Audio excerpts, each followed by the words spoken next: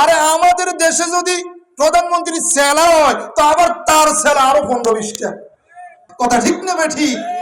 আজকে যদি নেতাদের কথায় এইরকম অপকর্ম অবিচার অন্যায় না করতো তাহলে পালানো লাগতো? সাচ্চা মুসলমান থাকতো, সাচ্চা বাঙালি থাকতো। কথা ঠিক না বেঠি? এখন যারা নেতা মূর্তি তৈরি করার জন্য বলেছে, যারা নেতা মাদ্রাসা বন্ধ করে দেওয়ার জন্য বলেছে, যারা নেতা ছাত্র শিবিরের ট্যাগ লাগাইয়া মারার জন্য বলেছে আর জেলে ঢুকানোর জন্য বলেছে, রাতারাতি আঙ্গুল ফুলে কলা গাছ হয়ে যায়, কুলাঙ্গারের বাচ্চা, ফকিন্নির বাচ্চা রাতারাতি কোটি কোটি টাকার মালিক হয়ে যায়। কথা ঠিক না বেঠি? আর একটা নগরীর স্বৈরা শাসকের পতন হয়েছে, কিচ্ছা খতম হয়ে গেছে। এখন আর কোন রকমের ক্ষমতা নাই, এখন আর তাদের ধৈর্য নাই। দ্বীনি মাজলিসে সবাই আসার চেষ্টা করলেও আসতে পারে না। আল্লাহ তাআলা যাকে ভালোবাসেন, যাকে তৌফিক দান করেন, সেই বান্দাটাই দ্বীনি মাজলিসে আসতে পারে। এটা আল্লাহ তাআলার পক্ষ থেকে একটা তৌফিক, আল্লাহ তাআলার পক্ষ থেকে একটা অনুগ্রহ, আল্লাহ তাআলার পক্ষ থেকে একটা দয়া। কারণ আপনাদের চাইতে আরো সুঠাম দেহের অধিকারী, আরো বেশি অবসর, যাদের কোনো কাজ নাই, কোনো ব্যস্ততা নাই, এমনি খামোখা দোকানে বসে আছে, বাড়িতে বসে আছে, আর না হয় সিরিয়াল দেখতেছে, বিভিন্ন রকমের দুনিয়াবি গুনাহের কাজে জড়িত আছে, কিন্তু মাহফিলে আসতে পারে নাই। মাহফিলে আসতে কি পারে নাই। আল্লাহ তাআলা আপনাদেরকে তৌফিক দিয়েছেন, আল্লাহ তাআলা আপনাদেরকে ভালোবাসেন বিদায় আপনারা আসতে পেরেছেন। এই জন্য মালিকের দরবারে আবার শুকরিয়া আদায় করছি। সকলে বলছি আলহামদুলিল্লাহ। মুহতারাম হাজিরিন, কালামে হাকিমের যে আয়াতটি তেলাওয়াত করেছি, এই আয়াতের ভিতরে আল্লাহ পাক রব্বুল আলামিন বলেছেন, ইয়াউমা নাদউ কুল্লা উনাসিম বিইমামিহিম। আল্লাহ পাক রব্বুল আলামিন বলছেন, হে দুনিয়ার মানুষ, আমি আল্লাহ কিয়ামতের মাঠে তোমাদের প্রত্যেককে তার নেতার সাথে, তার লিডারের সাথে, তার যাকে অনুকরণ করেছে তার সাথে আমি আল্লাহ তাকে ডাক দিব। এটা হলো মোটামুটি বঙ্গ অনুবাদ। এটা কি বঙ্গ অনুবাদ? এখানে এমন একজন ব্যক্তি দাঁড়ান যে তার কোনো না কোনো ভাবে কোনো নেতাই নাই, অথবা সরাসরি সমর্থন করে না ঠিক, কিন্তু মন সমর্থন করে না, এইরকম একটা লোক দাঁড়ান যে হুজুর আমি কোনো দলের সাথে নাই। আছে এইরকম কেউ? কথা বলেন, কথা বলেন, আছে? আপনারা আগে কথা বলতে হবে, এরপরে আলোচনা শুরু হবে ইনশাআল্লাহ। হয় প্রকাশ্যে কোন লিডারের অনুসরণ করে, না হয় প্রকাশ্যে মাঠে ময়দানে সে শো হয় না, কিন্তু সমর্থন করে, মন সমর্থন করে, অন্তর থেকে চায়। এইরকম প্রতিটা ব্যক্তি আছে না নাই? আছে, আছে না? তা আমরা যে সমর্থন করব, আমরা যে লিডার বানাবো, আমাদের এই লিডারটা যাদেরকে সমর্থন করব এরা কেমন হওয়া উচিত, কেমন নেতা বানাবো, কেমন লিডার বানাবো, এই বিষয়ে আজকে আমি আপনাদের সম্মুখে আলোচনা করব। আপনাদের ধৈর্য ধরে শোনার এবং শেষ পর্যন্ত থাকার সেই নিয়ত আছে তো ইনশাআল্লাহ? বিগত 15 বছরে তো আমরা অনেককে নেতা বানিয়েছি। কি বলেন? কথা বলেন, একটু আওয়াজ দেন। আমাদের নেতারা ছিল কি ছিল না? কেমন নেতা ছিল বলেন, আমার সাথে বলেন। ভালো না খারাপ? কথা বলেন। যারা নেতা হয় স্বভাবত তারা শক্তিশালী হয়, তারা অনেক ক্ষমতাসীন হয়, আর যারা কর্মী থাকে, অনুসারী থাকে, এরা দুর্বল হয়। এরা কেমন হয়? কথা বলেন, এরা কেমন হয়? দুর্বল হয়। আর যারা নেতা হয় তারা কেমন হয়? ক্ষমতাসীন হয়, শক্তিশালী হয়, পাওয়ারফুল হয়। এই নেতা নির্বাচন করতে গিয়ে যদি অসৎ লোককে, জালেমকে আমি আপনি নেতা হিসেবে নির্বাচন করি, নিজেদের নেতা বানাই, তাহলে পরিণাম কেমন হবে সেই চিত্র আল্লাহ পাক রব্বুল আলামিন কালাম হাকিমের সূরা ইব্রাহিম কালাম হাকিমের 13তম সূরা এই সূরার 21 নম্বর আয়াত 22 নম্বর আয়াতের ভিতরে আল্লাহ পাক রব্বুল আলামিন নেতা এবং তার অনুসারীদের অবস্থা তুলে ধরেছেন। আমরা শুনতে রাজি আছি তো ইনশাআল্লাহ? আল্লাহ পাক রব্বুল আলামিন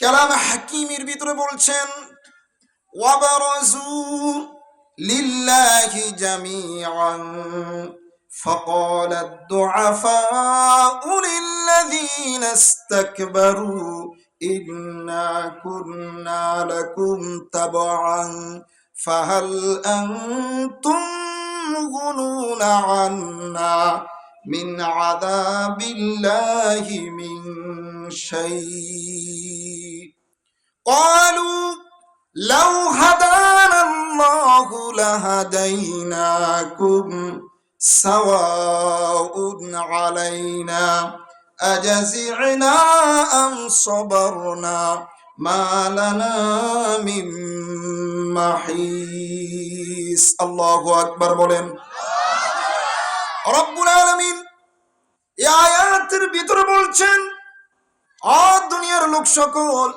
তোমরা যারা দুনিয়াতে বিভিন্ন শ্রেণীর লোকদেরকে তোমরা তোমাদের লিডার বানিয়েছো, নেতা বানিয়েছো, ক্ষমতাসীন বানিয়েছো, কাল কিয়ামতের মাঠে যখন নেতাগুলিকে একত্রিত করা হবে, তার অনুসারীদেরকে একত্রিত করা হবে, এক পর্যায়ে অনুসারীরা নেতাদেরকে গিয়ে বলবে, ও এমপি সাহেব, ও মন্ত্রী সাহেব, ও চেয়ারম্যান সাহেব, ও মেম্বার সাহেব, ও অমুক সাহেব, ও তমুক সাহেব, আপনারা আমাদেরকে বলিয়েছেন পোড়ানোর জন্য আমরা পড়িয়েছি, আপনারা বলেছেন মানুষকে রাতের আধারে গুম করার জন্য আমরা গুম করেছি, আপনারা বলেছেন মানুষের ফ্যাক্টরিতে আগুন ধরানোর জন্য আমরা ধরেছি, আপনারা বলেছেন মিথ্যা মামলা দেওয়ার জন্য আমরা মিথ্যা মামলা দিয়েছি, আপনারা বলেছেন অপহরণ করার জন্য আমরা অপহরণ করেছি,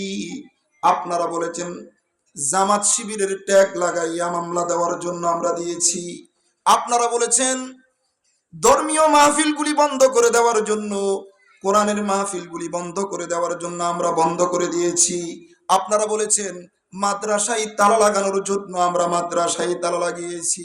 ও আমাদের নেতারা, আপনারা ছিলেন নেতা আর আমরা ছিলাম আপনাদের অনুসারী, আপনারা আমাদেরকে যেভাবে সাজেস্ট করেছেন, আপনারা আমাদেরকে যেভাবে নির্দেশ দিয়েছেন আমরা সেইভাবে করেছি, কিন্তু আজকে তো রব্বুল আলামিনের আদালতে আমরা পাকাওয়াড়া হয়ে গিয়েছি, ধরা খেয়ে গিয়েছি।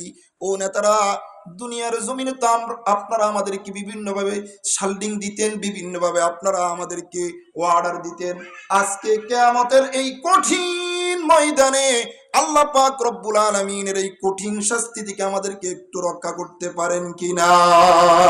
কথা ঠিক না বেঠিক? একটু আওয়াজ দিয়ে বলেন। আপনারা আমাদেরকে যেইভাবে সাজেস্ট করেছেন, যেইভাবে নির্দেশ দিয়েছেন আমরা সেইভাবে করেছি, আজকে আল্লাহ তাআলার এই কঠিন আযাব থেকে আমাদেরকে একটু রক্ষা করেন। নেতারা কি বলবে?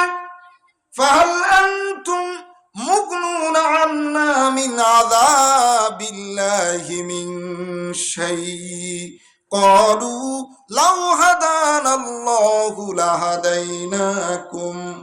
ও কর্মীরা, তোমাদেরকে পড়ানোর জন্য বলেছি এটা ঠিক, তোমাদেরকে জ্বালানোর জন্য বলেছি এটা ঠিক, গুম করার জন্য বলেছি এটা ঠিক, তোমাদেরকে বলেছি অমুকের সমাবেশ করতে দিবে না এটা নির্দেশ দিয়েছি ঠিক, মাহফিল বন্ধ করে দেওয়ার জন্য বলেছি এটা ঠিক, মাদ্রাসা বন্ধ করে দেওয়ার জন্য বলেছি এটা ঠিক, আলেম ওলামাদেরকে রাজাকার বলে মিথ্যা মামলা দেওয়ার জন্য বলেছি এটা ঠিক, আলেম ওলামাদেরকে জেনাখোর বেবিচার বানিয়েছি এটা ঠিক, কিন্তু আল্লাহ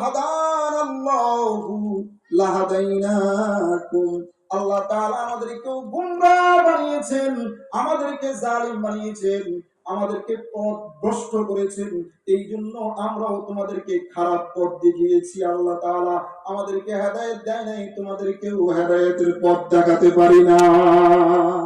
কথা ঠিক না ঠিক? এটা আওয়াজ দিয়ে বলে। বর্তমানে বর্তমান প্রেক্ষাপটে যেই সমস্ত সাধারণ কর্মীরা ছিল, যেই দল 15 বছর জুলুম করেছে, 17টি বছর মানুষের উপর জুলুম করেছে, মাদ্রাসাগুলির উপর জুলুম করেছে, দ্বীনি প্রতিষ্ঠানগুলিকে তালা লাগিয়েছে, আলেমদের উপর অকথ্য নির্যাতন করেছে, নির্যাতনের স্টিম রোলার চালিয়েছে, যেই কর্মীর মাধ্যমে করেছে, নেতারা তো পালিয়ে গেছে, কর্মীদের এখন আর কোনো খবর নাই। কথা ঠিক না বেঠিক? নেতারা অর্থ দিয়ে অনেক জায়গায় নিজেদের মুক্তিপণ দিচ্ছে। যেদিন গণ অভ্যুত্থান হয়েছিল, সরকার পতন হয়েছিল, ওই রাত্রেই ভিন্ন দলের আবার অনেক নেতা কোটি কোটি টাকার মালিক হয়ে গেছে, অর্থের মাধ্যমে নিজেদেরকে পরিত্রাণ করেছে। কিন্তু সাধারণ নেতা কর্মী যারা ছিল, আখিরাতে কি বাঁচাবে? দুনিয়ার জমিনেও তো নিজেদেরকে নিজেরা বাঁচাইতে পারে না। কথা ঠিক না ঠিক? একটু আওয়াজ দিয়ে বলেন ঠিক না ঠিক? এই চিত্র আমরা দেখতেছি। 15টি বছর নিরপরাধী ছাত্ররা, ছাত্র শিবির বলেন, ছাত্র দল বলেন, হেফাজতে ইসলাম বলেন, চরমোনাই বলেন, যারাই এদের অ্যান্টি ছিল, কোনো না কোনো ভাবে ট্যাগ লাগাইয়া এদের বিরুদ্ধে মিথ্যা মামলা দিয়েছে। রাতের বেলায় অন্যায়ভাবে তারা ঘুমাতে পারে নাই, আর আজকে অপরাধের কারণে এরা ঘুমাতে পারতেছে না। কথা ঠিক না বেঠিক? এরা ওদের ঘুম হারাম করেছে একদিনের জন্য, আল্লাহ এদের ঘুম চির জন্মের জন্য হারাম করে দিয়েছে। কথা ঠিক না বেঠিক? দুনিয়াতে নিজেদেরকে বাঁচাতে পারতেছে না, আখিরাতে কিভাবে বাঁচাবে? আখিরাতে বাঁচাতে পারবে? দুনিয়াতে তো আবার এ দল আর বি দল, এ দল আর বি দল হাত বদল হয়েছে। এই দলকে আবার টাকা দিলে বাঁচিয়ে দিচ্ছে, কিন্তু আখিরাতের ময়দানে আল্লাহ কি কোন রকমের টাকা খায়, ঘুষ নেয়, চাঁদা নেয়? আল্লাহর কি কোন রকমের বান্ডিলের দরকার আছে? না। তো সেখানে কি বাঁচতে পারবে? দুনিয়াতে হয়তো বা সমঝোতা করা যায়, ব্যক্তিত্ব থাকলে সমঝোতা করতে পারে না, বংশ থাকলে সমঝোতা করতে পারে না, জুলুমের কথা স্মরণ থাকলে সমঝোতা করতে পারে না। আর যারা কুলঙ্গার, যাদের কোনো ব্যক্তিত্ব নাই, যাদের পিছনের ইতিহাস স্মরণ থাকে না, এরাই সমঝোতা করে। কথা ঠিক না বেঠিক? তো রব্বুল আলামিন কালামে হাকিমের ভিতরে তাদের চিত্রগুলি এইভাবে তুলে ধরতেছেন। আল্লাহ পাক রব্বুল আলামিন বলেন, যখন কর্মীরা নেতাদের কাছে গিয়ে বলবে আল্লাহর আযাব থেকে আমাদেরকে একটু রক্ষা করেন, নেতারা বলবে ক্বালু লাউ হাদানাল্লাহু লাহাদাইনাকুম সাওয়াউন আলাইনা আজাজি'না আম সাবারনা মা লানা মিন মাহিস। নেতারা বলবে, আল্লাহ আমাদেরকে যদি সঠিক পথ দেখাতেন, আমরাও তোমাদেরকে সঠিক পথ দেখাতাম। আজকে যে তোমাদেরকে আমরা ভ্রান্ত পথে নিয়ে এসেছি, এখন মালিকের পক্ষ থেকে যে শাস্তি অবধারিত হয়ে গিয়েছে, এই শাস্তির কারণে তোমরা ধৈর্য ধারণ করো আর ধৈর্যচ্যুত হও, এটার দ্বারা কোনোই লাভ হবে না। কথা ঠিক নেবে ঠিক? এখন যদি বলে যে গণঅভ্যুত্থান হয়েছে, স্বৈরা শাসকের পতন হয়েছে, আমরা সরকার আমাদেরকে বর্তমান যে অন্তর্বর্তীকালীন সরকার আছে বা প্রশাসন আছে, এরা আমাদেরকে ধরলে কি হবে, শাস্তি দিতে পারবে না, এই রকম কথা বলার স্পর্ধা এখন আর এদের আছে? কথা বলেন আছে? অথবা শাস্তি দিবে, কিন্তু আমরা ধৈর্য ধরবো না, আমরা মানবো না, এইরকম কোন কথা বলার সুযোগ এদের আছে? আল্লাহ তাআলা সেটাই বলছেন, সাওয়াউন আলাইনা আজাসি'না আম সাবারনা মা লানা মিন মাহিস। রব্বুল আলামিন বলছেন যে যখন আমার পক্ষ থেকে শাস্তি অবধারিত হয়ে যাবে, তুমি ধৈর্য ধারণ করো আর ধৈর্যচ্যুত হও, কোনোই লাভ হবে না। কথা ঠিক না বেঠিক? এখন আর কোন রকমের সুযোগ নাই। এক পর্যায়ে যখন আপনাকে দিয়ে দীর্ঘ 15 বছর অপরাধ করিয়েছে, দীর্ঘ 15 বছর আপনাকে দিয়ে অপরাধ করিয়েছে, আপনাদেরকে কোরআন থেকে কিছু মেসেজ দিব। এই কোরআন আমরা সকলে মানি কি মানি না? একটু আওয়াজ দিয়ে বলেন, এই কোরআনের প্রতি আমাদের ঈমান আছে না নাই? এটা কার বাণী? সবাই আওয়াজ দিয়ে বলেন, এটা কার বাণী? এই বাণীর ব্যাপারে আমি যে এই বাণী থেকে, আল্লাহর এই বাণী থেকে কথা বলছি, এখানে কি আপনাদের কিঞ্চিত পরিমাণ কোন রকমের সন্দেহ আছে? দীর্ঘ 15 বছর অন্যায় অবিচার জুলুম করার পরে আপনারা যারা কর্মী ছিলেন, নেতারা কিন্তু এসি রুমে ছিল, নেতারা ইউরোপ আমেরিকাতে ছিল, নেতারা বহির্বিশ্বে ছিল, কিন্তু জুলুম অন্যায় অবিচার আপনাদের মাধ্যমেই করিয়েছে। এক পর্যায়ে যখন 15টা বছর অতিবাহিত হয়ে গিয়েছে, স্বৈরা শাসকের পতন হয়েছে, কিসসা খতম হয়ে গেছে, এখন আর কোন রকমের ক্ষমতা নাই, এখন আর তাদের ধৈর্য নাই। এক পর্যায়ে শয়তান বলবে, ওয়াকালাশ শাইতানু লাম্মা কুদিয়াল আমরু ইন্নাল্লাহা ওয়া'দাকুম ওয়া'দাল হক ওয়া ওয়া'adtukum ফাআখলাফতুকুম ওয়া মা كان لي عليكم من سلطان إلا أن دعوتكم فاستجبتم لي। এক পর্যায়ে যখন শয়তানি কর্মকাণ্ড যারা কর্মীদের মাধ্যমে করিয়েছে, যখন 15টি বছর অতিবাহিত হওয়ার পরে তাদের কর্মকাণ্ডের ফালা শেষ, শয়তান বলবে, তার মানে নেতারা বলবে, নেতারা অনুসারীদেরকে বলবে, আমরা যে তোমাদের কাছে ওয়াদা করেছিলাম তোমাদেরকে অমুক দিব তমুক দিব, এই করব সেই করব, তোমাকে সেক্রেটারি বানাই দিব, তোমাকে ওয়ার্ড কমিশনার বানিয়ে দিব, তোমাকে চেয়ারম্যান বানাবো, তোমাকে এই এই পদের অনুসারী করব, এই এই পদ দিব, এত টাকা দিব, বাড়ি বানিয়ে দিব, এই করব সেই করব, আমরা এটা ওয়াদা দিয়েছি ঠিক, কিন্তু আমরা আমাদের ওয়াদার বিপরীত করেছি। পক্ষান্তরে রব্বুল আলামিন তোমাদেরকে বলছে অন্যায় করবে না, জুলুম করবে না, জুলুম করলে তোমাদের পরিণতি খুব খারাপ হবে, জুলুম করলে এক সময় তোমাদেরকে পাকড়া করা হবে, এই জুলুমের শাস্তি তোমাদের জন্য দুনিয়ার বুকে অন্ধকার হবে। আল্লাহ পাক রব্বুল আলামিন যে ওয়াদা করেছেন, আল্লাহর ওয়াদাটা শতভাগ সত্যি ছিল, এটার ভিতরে কোনো রকমের সন্দেহ নাই। কথা ঠিক না ঠিক? এটা কার ঘোষণা? কথা বলেন, এটা কার ঘোষণা? শয়তান বলবে, ওয়ামা কানা লি আলাইকুম মিন সুলতানিন ইল্লা আন দাআউতুকুম ফাস্তাজাবতুম লি। শয়তান বলবে, তার মানে নেতারা বলবে, ও আমাদের কর্মীরা, তোমাদেরকে যে বলেছি মাদ্রাসাগুলি বন্ধ করে দাও, তোমাদেরকে যে বলেছি আলেমদের সমাবেশে বোমা নিক্ষেপ করো, তোমাদেরকে যে বলেছি মাদ্রাসাগুলি বন্ধ করে দাও, তোমাদেরকে যে বলেছি দ্বীনি মাহফিল যেগুলি আছে সেগুলি বন্ধ করে দাও, অনুমতির ব্যবস্থা করে দাও, প্রশাসনের সাথে লাগিয়ে দাও, ছাত্র শিবির যারা আছে, ছাত্র আন্দোলন যাদের আছে এদেরকে ছাত্র শিবিরের ট্যাগ লাগিয়ে দাও, এই কথাগুলি যে বলছি আমাদের কাছে কোন রকমের দলিল ছিল না। পক্ষান্তরে রব্বুল আলামিন তোমাদেরকে যে বলেছেন এই অপরাধ করবা না, এই অপরাধ করবা না, অপরাধ করলে মারাত্মক শাস্তির ব্যবস্থা আছে।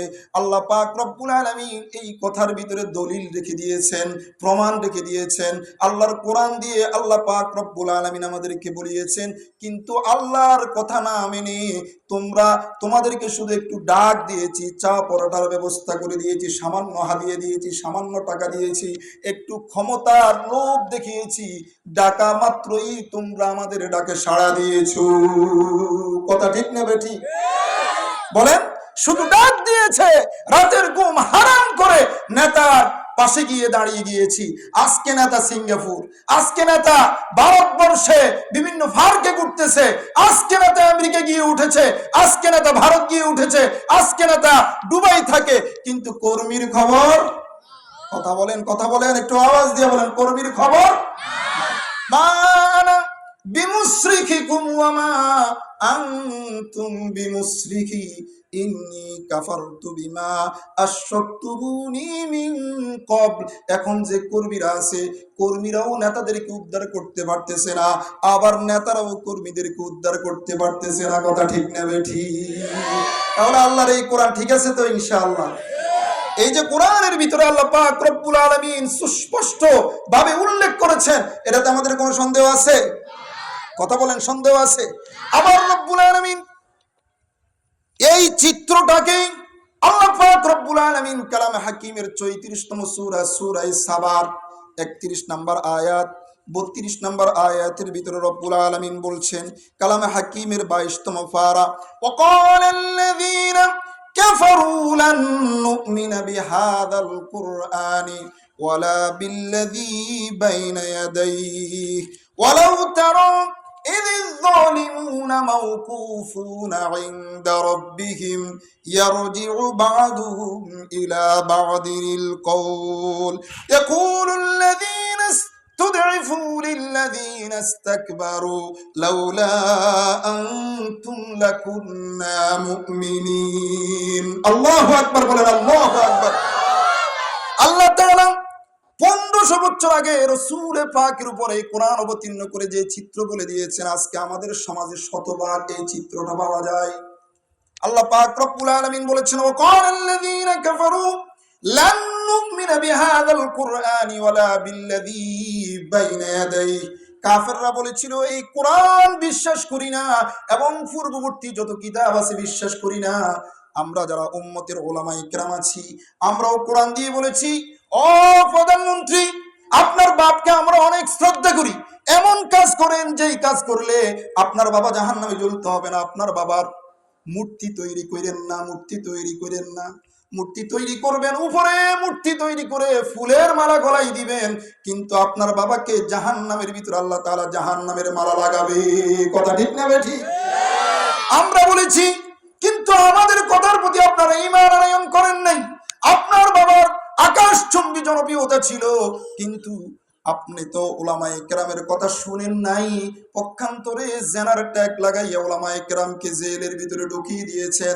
পরিণাম কেমন হয়েছে ক্ষমতাচ্যুত যখন হয়েছেন ক্ষমতার অপসারণ যখন হয়েছে যেই নেতার জনপ্রিয়তা আকাশচুম্বী ছিল বাংলাদেশের আনাচে কানাচে এই নেতার যত মূর্তি আছে সকল মূর্তি ভাঙার মিশনে ছাত্র জনতা নেমে গিয়েছে কথা ঠিক না ঠিক এটার মূল কারণ হলো কোরআনের প্রতি ঈমান আনয়ন করে নাই পূর্ববর্তী কিতাবগুলির প্রতি ঈমান আনয়ন করে নাই আর উম্মতের উলামায়ে কেরাম যে মেসেজ দিয়েছেন কোরআন থেকে সেই মেসেজ মানে নাই কথা ঠিক না বেঠিক এখন অবস্থা কেমন হয়েছে ওয়ালাউ তারা ইযিল যালিমুনা মাওকুফুনা ইনদা রাব্বিহিম ইয়ারজিউ বা'দুহুম ইলা বা'দিল কওল এমন কঠিন অবস্থা হয়েছে আল্লাহ পাক রব্বুল আলামিন নিজের হাবিবকে বলতেছেন ও হাবিব এই জালিমদের দিকে আপনি তাকিয়ে দেখবেন যখন তাদেরকে আমি আল্লাহর সামনে দণ্ডায়মান করা হবে তখন তারা একে অন্যের সাথে তর্ক করবে কেন আমাদেরকে করার জন্য বলেছো কেন মূর্তি বানানোর জন্য বলেছো মূর্তির আন্দোলনে কেন বোমা নিক্ষেপ করার জন্য বলেছো কেন ফায়ার করার জন্য বলেছো কেন রাতের বেলায় আটক করার জন্য বলেছো কেন গুম করার জন্য বলেছো আবার কেনই বা এত নাটক করেছো এইভাবে যখন কর্মীরা নেতাদেরকে বলবে তখন নেতারা বলবে ইয়াকুলুল্লাযীনা ইসতুদঈফু লিল্লাযীনা ইসতাকবারু লাউলা আনতুম লাকুন্না মুমিনিন তখন দুর্বল অনুসারীরা বলবে এই কাজ যদি তোমাদের কথা মতো না করতাম তাহলে আজকে আমরা সাচ্চা মুমিন হতাম কথা ঠিক না বেঠিক আজকে যদি নেতাদের কথায় এইরকম অপকর্ম অবিচার অন্যায় না করতো তাহলে পালানো লাগতো সাচ্চা মুসলমান থাকতো সাচ্চা বাঙালি থাকতো কথা ঠিক না বেঠিক এখন যারা নেতা মূর্তি তৈরি করার জন্য বলেছে যারা নেতা মাদ্রাসা বন্ধ করে দেওয়ার জন্য বলেছে যারা নেতা ছাত্র শিবিরের ট্যাগ লাগাইয়া মারার জন্য বলেছে আর জেলে ঢুকানোর জন্য বলেছে নেতারা বলবে ক্বালাল্লাযীনা ইসতাকবারু লিল্লাযীনা ইসতুদঈফু আনাহনু সাদাদনাকুম আনিল হুদা বা'দা ইয জাআকুম বাল কুনতুম মুজরিমিন যারা নেতা আছে নেতারা অনুসারীদেরকে বলবে দুর্বলদেরকে বলবে তোমাদেরকে তো হেদায়েতের বাণী উলামায়ে কেরাম শুনিয়েছেন কোরআন দেওয়া হয়েছে আল্লাহর পক্ষ থেকে আলেম উলামারা বিভিন্ন মাজলিসে তোমাদেরকে হক কথাগুলি তোমাদের কর্ণকুহরে পৌঁছানোর চেষ্টা করেছে হেদায়েত তোমরা দেখতে পেয়েছো এই দিকটা হলো হেদায়েত ডান হাতটা হলো হেদায়েত আর বাম হাতটা হলো গুমরাহি অন্ধকার হেদায়েতের পথে না গিয়ে তোমরা গুমরাহির পথে কেন গিয়েছো নিজেদের জুলুম নিজেদের গুনাহ নিজেরাই করেছো আমাদেরকে তোমরা অত্যুক্তি করবে না কথা ঠিক না বেঠিক এখন নেতারা এরকম বলছে কি বলছে না কথা বলেন এইরকম বলতেছে কিনা কথা বলেন নেতারা বলতেছে কিনা আপনি যদি এখন নেতাকে ফোন করেন, নেতা সাহেব আপনারা যেইভাবে বলছেন আমরা সেইভাবে কাজ করছি, তো আপনারা একটু আমাদেরকে বাঁচানো ছাড়া আপনারা পালিয়ে গেলেন, আপনারা বিভিন্ন রাষ্ট্রে আছেন, আমাদের একটু বাঁচার সুযোগ করে দেন। তো নেতারা আপনাকে উত্তর দিবে কি, এমনি করেছো, তোমাকে কি টাকা দেই নাই, তোমাকে কি ওয়ার্ড সেক্রেটারি বানাই নাই, তোমাকে কি ইউনিয়ন সভাপতি বানাই নাই, এমনি ধরছো, আরে বিভিন্ন রকমের R15 এইরকম বিভিন্ন রকমের গাড়ি দিই নাই, তোমাকে উপটকন দিই নাই, তোমার আয়াসের জিন্দিগি সুন্দর জিন্দিগি তৈরি করে দিই নাই, এখন কেন আমাদেরকে তোমরা দোষারোপ করতেছো? কথা ঠিক নেবে ঠিক? এইরকম উত্তর দিচ্ছে না। এখন দুর্বলরা কি বলবে? অনুসারীরা, নেতারা এই জবাব দেওয়ার পরে অনুসারীরা কি বলবে? وقال الذين استضعفوا للذين استكبروا بل مكر الليل والنهار إذ تأمروننا أن نكفر بالله ونجعل له أندادا وأسروا الندامة لما رأوا العذاب وجعلنا الأغلال في أعناق الذين كفروا هل يجزون إلا ما كانوا يعملون। কার কথা? একটু আওয়াজ দিয়ে বলেন কার কথা, আরো জোরে বলেন কার কথা। এখন দুর্বলরা কি বলবে? ও নেতারা, আমরা তো এই অপরাধ করতাম না, আপনারা যখন নাইট ক্লাবে বসতেন। নেতারা নাইট ক্লাবে বসে কি বসে না? আরে বিগত সরকারের একজন স্বরাষ্ট্রমন্ত্রী ছিল আসাদুজ্জামান কামাল, এই লোকটাকে আমি মনে করতাম আস্তে আস্তে বেজির মতো কথা বলে, আস্তে আস্তে কথা বলে, লোকটা ভদ্র। কিন্তু ক্ষমতাচ্যুত হওয়ার পরে জানতে পারলাম এমন কুলাঙ্গার, এমন জানাখুর, প্রতিটা রাত্রে দুটা কুমারী মেয়ে লাগতো, প্রতিটা রাত্রে বোতলের পর বোতল মদ লাগতো, প্রতিদিন কারণ বাজার থেকে 2 কোটি টাকার সাদা আদায় করতো। কত বড় কুলাঙ্গার ছিল, ঠিক না বেঠি?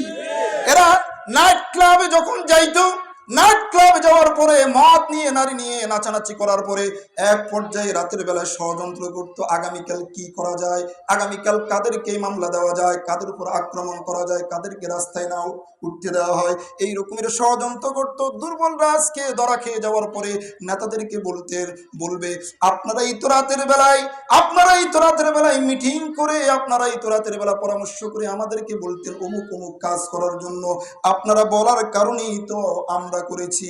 ওয়াজআলনাল আগলালা ফি আনাকিল্লাযীনা কাফারু হাল ইউজজাউনা ইল্লা মা কানু ইয়ামালুন। এই দীর্ঘ 15টি বছর 17টি বছর আপনাদের কথা মতো আমরা অপরাধ করেছি, পরিণামে আমরা কিছুই পাই নাই। গলায় শুধু দড়ি আর দড়ি, হাতে শুধু বেড়ি আর বেড়ি, কোমরে শুধু রশি আর রশি পেলাম, আর কিছুই পেলাম না। কথা ঠিক না ভাই? ঠিক।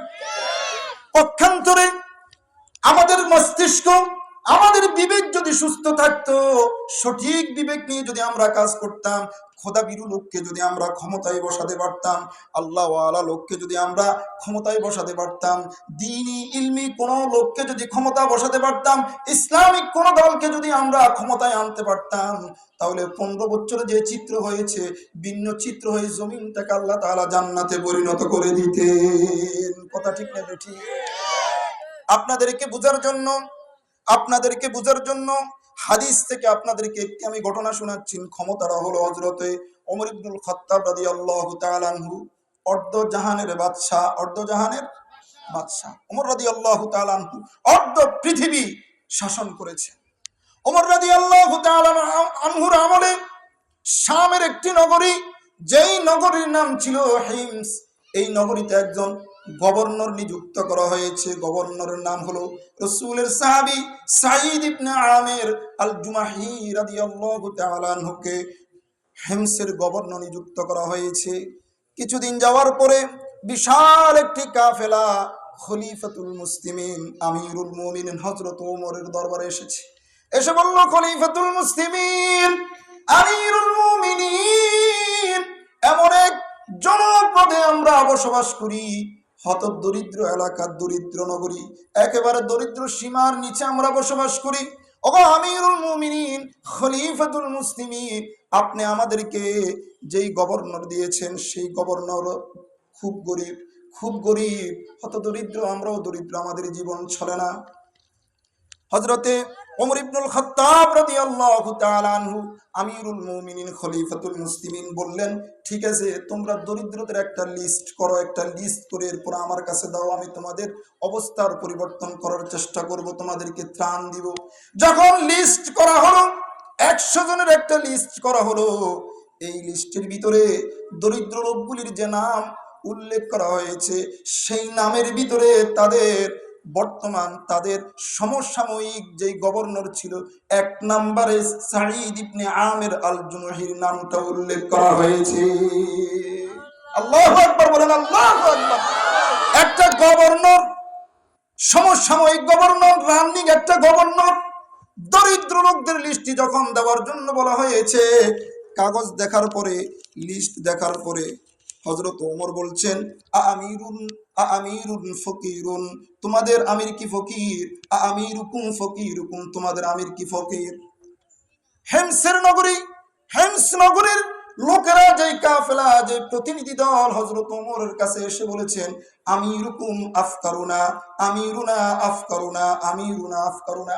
ওগো খলিফাতুল মুসলিমিন, ওগো আমিরুল মুমিনিন, যেই গভর্নর আমাদের জন্য নিযুক্ত করেছেন, আমাদের এই গভর্নর আমাদের ভিতরে সবচাইতে দরিদ্র, নাম্বার 1 দরিদ্র।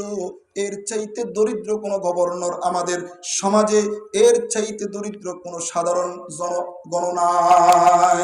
আল্লাহু আকবার বলেন, আল্লাহ। একটা গভর্নর দরিদ্রদের লিস্টের ভিতরে 1 নম্বরে যার নাম, বলেন আমাদের ইউনিয়নে, আমাদের সমাজে, আমাদের এলাকায়, আমাদের দেশে যদি কোন রকম একটা টোকাই ফলাও যদি এমপির সাথে একটা ফিক্সার উঠাইতে পারে, ছবি উঠাইতে পারে, রাতারাতি আঙ্গুল ফুলে কলাগাছ হয়ে যায়, কুলাঙ্গারের বাচ্চা, ফকিন্নির বাচ্চা রাতারাতি কোটি কোটি টাকার মালিক হয়ে যায়। কথা ঠিক নেবে ঠিক? আর একটা নগরের গভর্নর দরিদ্রদের লিস্টের ভিতরে 1 নম্বরে যার নাম, বলেন কেমন? হযরতে ওমর ইবনুল খাত্তাব রাদিয়াল্লাহু তাআলা আনহু খলিফাতুল মুসলিমিন, আমিরুল মুমিনিন, যখন জিজ্ঞেস করতেছে প্রতিনিধির কাছে, আমিরুকুম ফকিরুকুম, তোমাদের আমির কি ফকির? প্রতিনিধি বলল, আমিরুনা আফকারুনা, আমাদের আমির শুধু ফকির নয়, ফকিরদের ভিতরে নাম্বার 1। ওগো আমিরুল মুমিনিন, খলিফাতুল মুসলিমিন, শুধু দরিদ্র নয়, দীর্ঘ কয়েকদিন থেকে, লম্বা সময় থেকে আমাদের আমিরের চুলাতে আগুন জ্বলে না, ঘরে খাবার তৈরি হয় না, ঘরে আগুন জ্বলে না, চুলাতে আগুন জ্বলে না, খাবার তৈরি হয় না, এই অবস্থা আমাদের আমিরের। এক পর্যায়ে খলিফাতুল মুসলিমিন, আমিরুল মুমিনিন, গভর্নরের এই চিত্র শুনে, এই অবস্থা শুনে চোখ দিয়ে টপ টপ করে পানি পড়তেছে, গাল ভিজে গেছে, দাঁড়িয়ে ভিজে চোখের পানি নিচে পড়তেছে, আর বলতেছে, ও প্রতিনিধি দল, ও কাফেলের লোকেরা, এখানে 100 দিনার দিলাম, এই দিনার দ্রুত গতিতে গভর্নরের কাছে নিয়ে যাও, আর আমার পক্ষ থেকে সালাম বলবা যে খলিফাতুল মুসলিমিন, কেন্দ্রীয় প্রধানমন্ত্রী, কেন্দ্রীয় মন্ত্রী তোমার জন্য উপটকন পাঠিয়েছেন, হাদিয়া পাঠিয়েছেন, যে কোনো সাদরে গ্রহণ করে, আর তার প্রয়োজন মিঠাই। প্রতিনিধি দল ঘোড়া নিয়ে দ্রুত বেগে সাঈদ ইবনে আমির আল জুমাহির বাড়িতে গিয়ে উপস্থিত। উঠান থেকে ডাক দিলেন, ওগো আমির, আপনার জন্য খলিফাতুল মুসলিমিন, আমিরুল মুমিনিন দিনার পাঠিয়েছেন, এই যে দেখেন দিনারের থলে আপনার প্রয়োজন পুরা করার জন্য। হযরতে সাঈদ ইবনে আমির আল জুমাহি রাদিয়াল্লাহু তাআলা আনহু ঘর থেকে বের হয়ে যখন থলি দেখলেন, তখন বললেন, ইন্না লিল্লাহি ওয়া ইন্না ইলাইহি রাজিউন। আল্লাহু আকবার বলেন, আল্লাহু আকবার। আমাদের কাছে হাদিয়া আসার পরে আমরা বলি কি? আলহামদুলিল্লাহ, মাশাআল্লাহ, আল্লাহু আকবার। এটা কেমন চিত্র! বিশাল অঙ্কের হাদিয়া পাঠানো হলো। এই হাদিয়া দেখার পরে খলিফাতুল মুসলিমিন বলতেছেন, গভর্নর বলতেছেন সাঈদ ইবনে আমির আল জুমাহি, ইন্না লিল্লাহি ওয়া ইন্না ইলাইহি রাজিউন। আর যেই লোকের থলেটা ধরে আছে, ওই লোক থেকে পিছনে সরে গেছে। স্ত্রী ঘর থেকে বলতেছে, ওগো প্রাণের স্বামী, ওগো প্রাণের স্বামী, ইন্না লিল্লাহ কেন বলেছেন? ইন্না লিল্লাহ, কুতিলা উমার, ওমর কি শহীদ হয়ে গিয়েছে নাকি? কারণ আমরা তো মানুষ মরলে ইন্না লিল্লাহ বলি, কি বলেন? একটু আওয়াজ দিয়ে বলেন। মানুষ মরলে আমরা তো ইন্না লিল্লাহ বলি। কুতিলা উমার, কুতিলা আমিরুল মুমিনিন, আমিরুল মুমিনিন ওমর কি শহীদ হয়ে গিয়েছে নাকি? সাঈদ ইবনে আমির আল জুমাহি উত্তর দিয়েছেন, ও প্রাণের বিবি, না না না, ওমর শহীদ হয় নাই, বালিল আমরু আযমু মিন যালিক, বরং এর চাইতো মারাত্মক ঘটনা ঘটেছে। আল্লাহু আকবার বলেন। আল্লাহু আকবার। স্ত্রী আবার প্রশ্ন করেছে, তাহলে কি কুতিলাল মুসলিমুনা ফিল ওয়াকা, কুতিলাল মুসলিমুনা ফিল মারাকা, তাহলে মুসলমানদের জিহাদের যে মুজাহিদরা আছে, মুজাহিদরা যে আছে জিহাদের ময়দানে গিয়ে শহীদ হয়ে গিয়েছে কিনা? স্বামী সাঈদ ইবনে আমির আল জুনহি উত্তর দিয়েছেন, না না, বাল দুখিলাত আলাইয়াদ দুনিয়া লিতুফসিদা আখিরাতি, না না ও স্ত্রী, না না, বরং দুনিয়াটা সাঈদ ইবনে আমিরের ঘরে ঢুকে গিয়েছে সাঈদ ইবনে আমিরের আখিরাত ধ্বংস করার জন্য। আল্লাহু আকবার বলেন। আল্লাহু আকবার। দুখিলাত আলাইয়াদ দুনিয়া লিতুফসিদা আখিরাতি, ও প্রাণের স্বামী, ও আমার স্ত্রী, প্রাণের স্ত্রী, খলিফাতুল মুসলিমিন, আমিরুল মুমিনিন আমার জন্য দুনিয়া পাঠিয়েছেন আমার আখিরাত ধ্বংস করার জন্য। স্ত্রী গো, তোমার কাছে হাদিয়াটা দিয়ে দিলাম, এই হাদিয়া ঘরে ঢুকার আগে আমার জনপদে যত রকমের গরিব গুরাবা আছে, মাসাকিন আছে, তাদের কাছে আমার এই সম্পদগুলি বন্টন করে দাও। আল্লাহু আকবার বলেন। আল্লাহু আকবার। যার চুলায় আগুন জ্বলে না, খলিফাতুল, এটা কোনো চাঁদার টাকা না, এটা কোনো মানুষের গলায় ছুরি ধরে অর্থ আদায় করা সেই অর্থ না, খলিফাতুল মুসলিমিনের পক্ষ থেকে হাদিয়া পাঠানো হয়েছে, সেটাকে দুনিয়া বলে। তার কে দুনিয়া কেমন দুনিয়ামুখী বিমুখী ছিলেন, ছেড়ে দিয়ে গরিবদের মাঝে বন্টন করে দিয়েছেন। বলেন কেমন আল্লাহওয়ালা গভর্নর ছিল, কথা ঠিক না বেঠিক? আর রাসূলের সাহাবায়ে কেরাম তো এমনও ছিল। হযরতে আবু যর গফারি রাদিয়াল্লাহু তাআলা আনহু নিজের জীবনকে রাসূলের জন্য এমন ভাবে ত্যাগ করেছেন, দুনিয়াকে ছেড়ে দিয়েছেন। হযরতে আবু যর গফারি, হযরতে আবু যর গফারি খাদেমে খায়রুল বাশার, হযরতে আবু যর গফারি খাদেমে খায়রুল বাশার, হযরতে আবু যর गफारी खादमे खैरुल बशर, खिदमतों में जिंदगी भर ना बनाया अपना घर। अल्लाहु अकबर बोलें। अल्लाहु अकबर। एक तो आवाज दिया बोलें अल्लाहु अकबर। हज़रत अबू ज़र गफारी खादमे खैरुल बशर, खिदमतों में जिंदगी भर ना बनाया अपना घर। हजरत আবু যর গফারি রাসূলের প্রসিদ্ধ সাহাবী, রাসূলের বিখ্যাত সাহাবী। হযরত আবু যর গফারি রাসূলের খেদমতে থাকা অবস্থায় নিজের জীবন বিসর্জন দিতে দিতে নিজের হায়াতটা এমন ভাবে কাটিয়ে গিয়েছেন, নিজের জন্য একটা ঘরও নির্মাণ করতে পারে নাই। কারণ অর্থ আসলেই, যখনই হাতে অর্থ আসতো, তো চিন্তা করতো কোরআনের এই আয়াতগুলির উপর, আল্লাযী জামাআ মালান ওয়া আদ্দাদা ইয়াহসাবু আন্না মালাহু আখলাদা কাল্লা লা ইউনবাদান্না ফিল হুতামাতি ওয়া মা আদরাকা মাল হুতামা।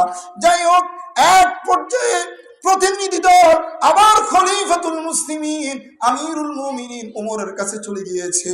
ওগো খলিফাতুল মুসলিমিন আমিরুল মুমিনিন,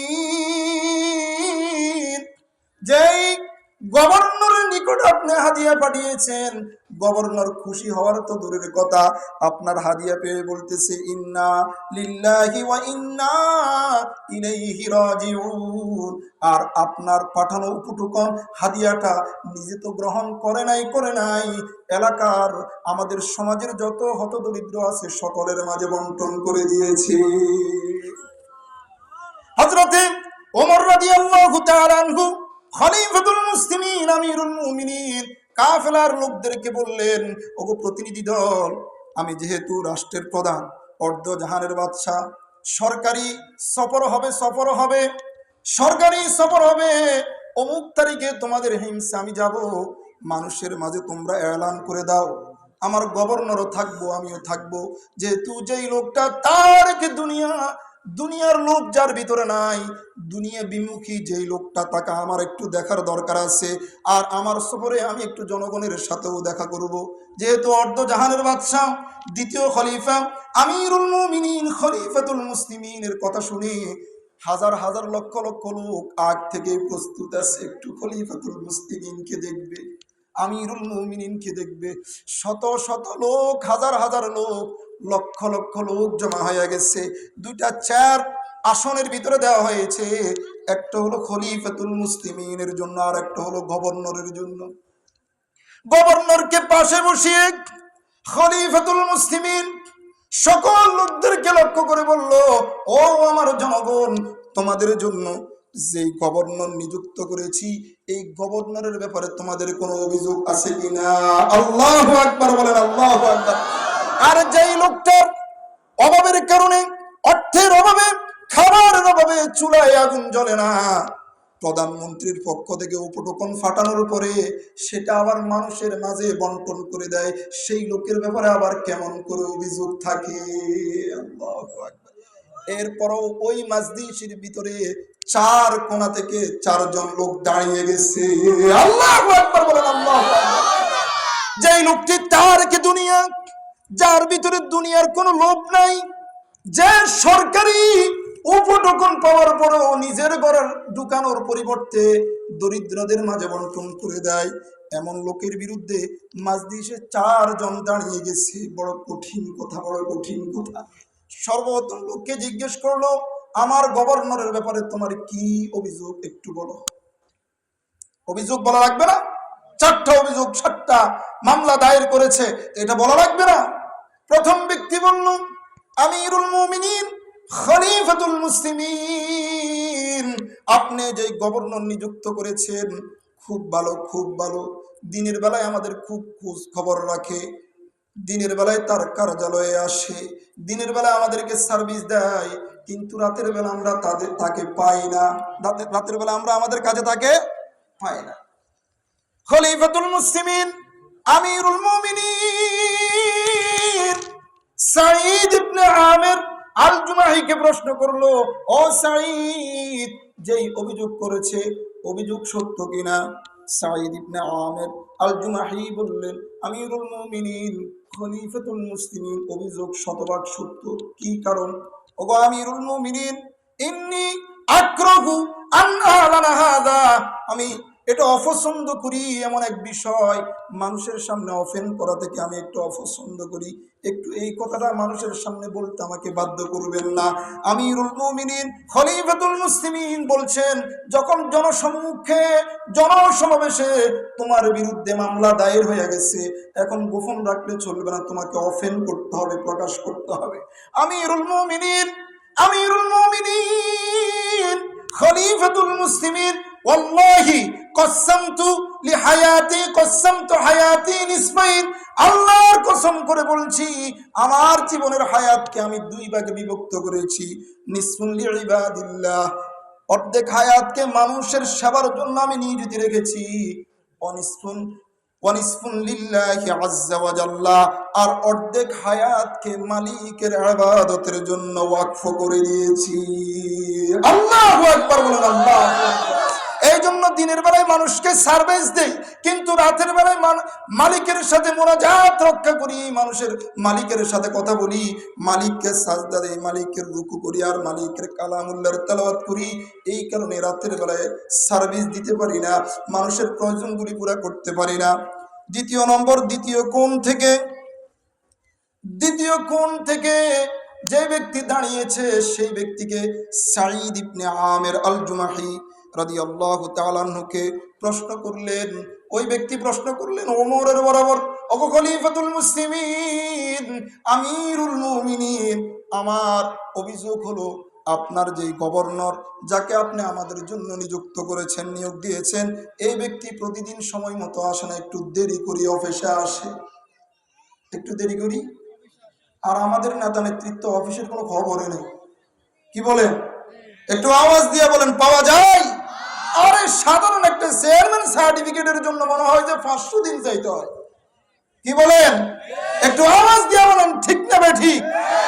অথচ সাধারণ একটা সার্টিফিকেটের জন্য গেলে আজকে আইসো না, কালকে আইসো, কালকে আসো না, পরশু আইসো, আরো কত সেলাফেলা থাকে, ওইখানে যাও, ওইখানে যাও, অমুকের কাছে যাও, তমুকের কাছে যাও, এটা লাগবে সেটা লাগবে, পাগল বানাই ফেলে।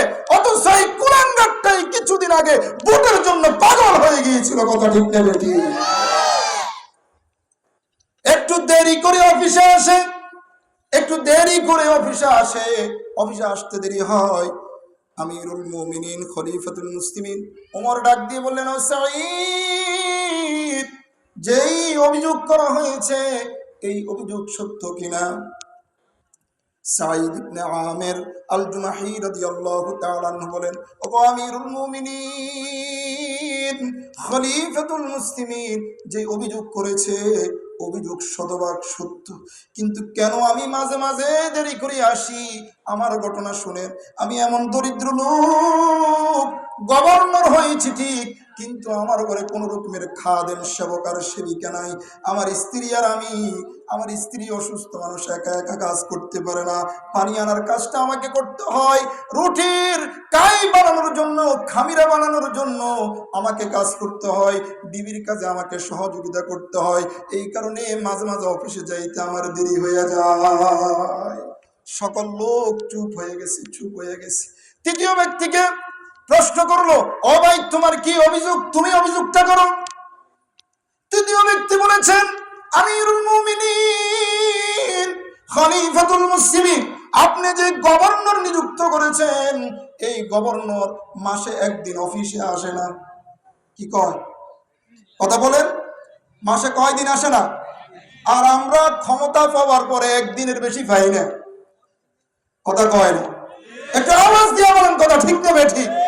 আমরা একদিনের বেশি পাই না, আর ওরা হচ্ছে, ওরা অভিযোগ করতেছে মাসে একদিন পায় না। কথা বলেন, মাসে একদিন পায় না। প্রশ্ন করলেন, এই সাঈদ, ও আমার নিযুক্ত গভর্নর, তোমাকে প্রশ্ন করতেছি, এই যে অভিযোগ করতেছে অভিযোগ সঠিক কিনা? হ্যাঁ হ্যাঁ আমিরুল মুমিনিন, অভিযোগ শতভাগ সত্য, কিন্তু কেন একদিন আসি না?